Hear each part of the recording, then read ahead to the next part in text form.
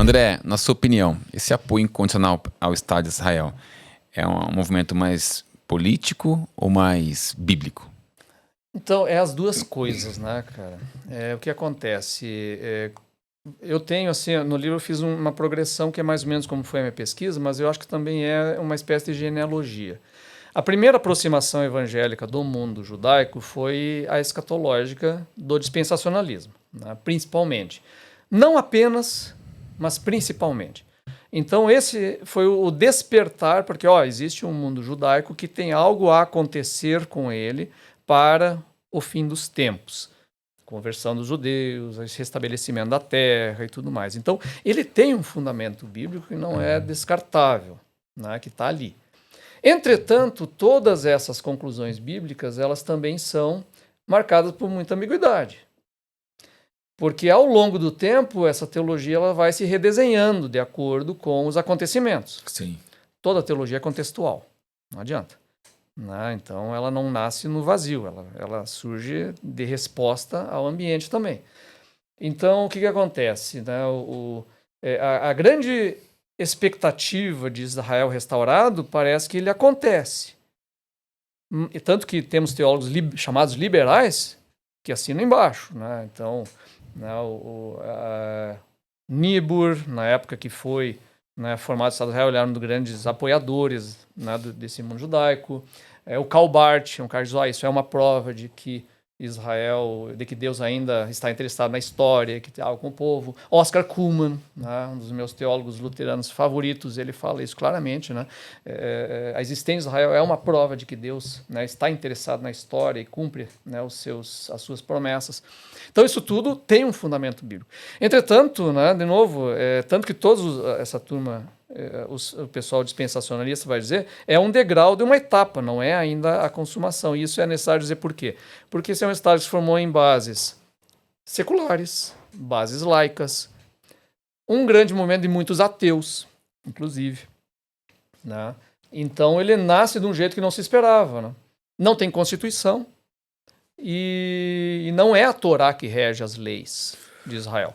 Existe um uso da cultura judaica dentro dos regimes de lei lá. Então, o Shabá, né, a comida kosher e tal, mas isso é cultura judaica. Não é uma questão porque é a lei da Torá que vale. Não é essa questão. Ele é um país secular. Não é como um país islâmico Isso que que tem na sua Constituição as leis islâmicas. Exatamente, ele não é um Estado teocrático. Não é uma sharia, né? Não é. O que, sempre para nós ocidentais, é elogiável. Né? Não é para ser teocrático.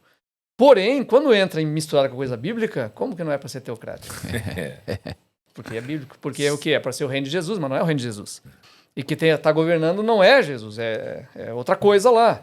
Inclusive pessoas que não são religiosas. Hoje temos religiosos aproximados do Netanyahu, mas o Netanyahu é um cara que não usa kippah, por exemplo. Ele é um judeu secular. Né?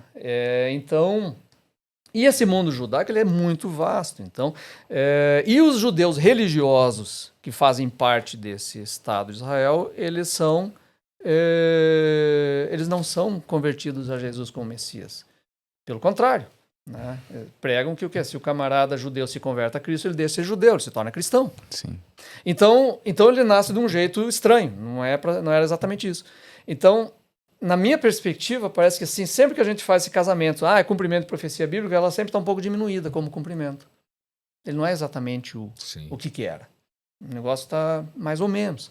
Aí a gente vai vendo o pessoal pipocando entusiasmo com coisas que, cara, é tudo diminuição do que o texto fala. Então, por exemplo, esses dias eu vi a questão há peixes no Mar Morto. Olha só, Ezequiel 47 fala. Já vi isso já. Teremos peixes no Mar Morto. Cara, os próprios judeus estão dizendo, gente, não é isso. Né? Por que acontece? O que Ezequiel 47 fala? Por que quer dizer diminuição do sentido do texto?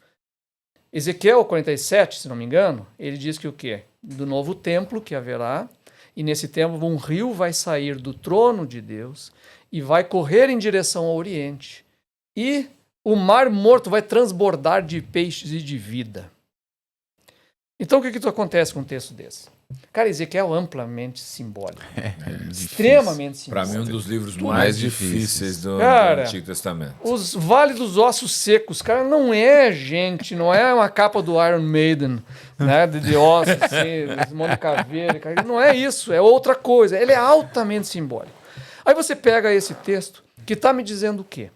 Olha, vai vir uma era em que, né, o templo de Deus será habitação neste mundo e que o lugar mais desolado que esse profeta consegue imaginar e perceber, que é o Mar Morto, um mar morto que tem esse nome por um motivo muito óbvio, vai transbordar de vida. Isso é uma transformação completa da realidade. Ele está falando é outro mundo. Por isso que às vezes os profetas falam do quê? O Negev vai transbordar de flores e de alimento e tal. Então eles vão dizendo que a realidade está sendo transformada. Isso é nova criação. Sim. Isso é um novo mundo de Deus emergindo. Né? Então, o Apocalipse vai trabalhar isso com outras figuras, né? Simbólicas também, quer dizer, um rio com árvore da vida, né? Que tem galhos passando ao longo de toda a sua, quer dizer, não é mais apenas uma árvore da vida, é um bulevar assim, plantado. Então, tudo é mais, tudo é belo. Aí você pega esse texto e diz, olha só, está aparecendo peixe no Mar Morto, está se cumprindo a profecia. Não, meu querido. Não tem nada a ver com a nova criação. Tem a ver com o Mar Morto estar morrendo. O Mar Morto está secando. Tá. Eu estive lá em Israel ano retrasado. E a gente passando lá, tu vê vários bolsões de areia, assim. E aí a guia dizendo, olha, o Mar Morto está secando, porque evapora, e a reposição do Jordão é medíocre, né? É um córrego, né? Então, está secando. E o que acontece? Quando está secando, aparece embaixo, tem os bolsões de fonte de água que dá ali, e ali propicia a possibilidade de algum peixe viver. Só que vai continuar secando e vai desaparecer o Mar Morto. Existe discussão de ambientalistas em Israel, não sabia disso, ela que nos contou.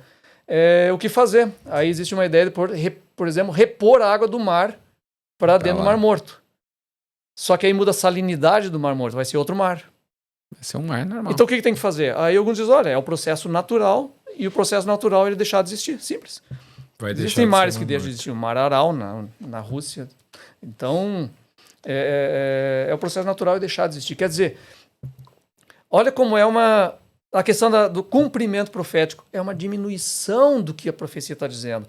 Então, esse é o problema desse literalismo extremado em relação a uma profecia. Olha, está acontecendo e tu pega o literal do texto, e o literal do texto acaba destruindo a ideia do texto, que é falar do quê? Novo mundo e nova criação. Quer dizer, o texto está dizendo muito mais e nós transformamos ele em muito menos. Em prol do quê? Estou defendendo a Bíblia. Não está defendendo a Bíblia. Não está interpretando bem a Bíblia, né? Esse é um problema. Entende? Esse é um detalhe. Sofonias fala de que Deus vai dar uma língua santa para o seu povo falar. Ele está falando do pecado, está falando, né, do mal, e aí ele diz que vai haver uma nova língua dos povos todos, e o pessoal pega esse texto e diz, o hebraico renasceu no século XIX, Deus cumpriu Sofonias. Não, velho. Ele está falando de santidade na boca das pessoas do mundo inteiro. Cara, isso não é falar hebraico. Dá para mentir em hebraico.